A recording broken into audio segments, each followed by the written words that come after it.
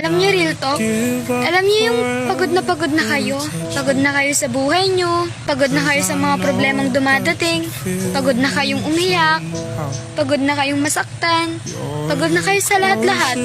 Yung tipong gusto mo na lang magpahinga, gusto mo nang sumuko, gusto mo nang mawala na parang bula, yung gusto mo na lang manahimik, yung mapapasabi na lang sila sa'yo na pwede ka nang magpahinga, marami ka nang pinagdaanan sa buhay. Yung mapapasabi na lang sila ng condolence, mamimiss ka namin, mahal na mahal ka namin. Yung gusto mo na lang mangyari, matulog na lang. Yung matulog ka na lang habang buhay, para hindi mo na maramdaman yung sakit, para wala nang problemang dumating. Kasi baka sakali pag wala na ako, wala na akong problema, wala na akong mabigat na dadalhin, hindi na ako iiyak, mamamahinga na lang ako.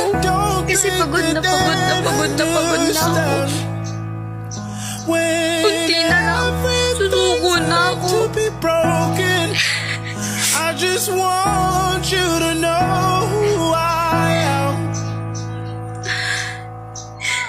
Siguro, pag natulog ako habang buhay, hindi ko na mararamdaman to. Hindi na ako masasaktan, hindi na ako iiyak, hindi ko na mararamdaman yung sakit. I'll ever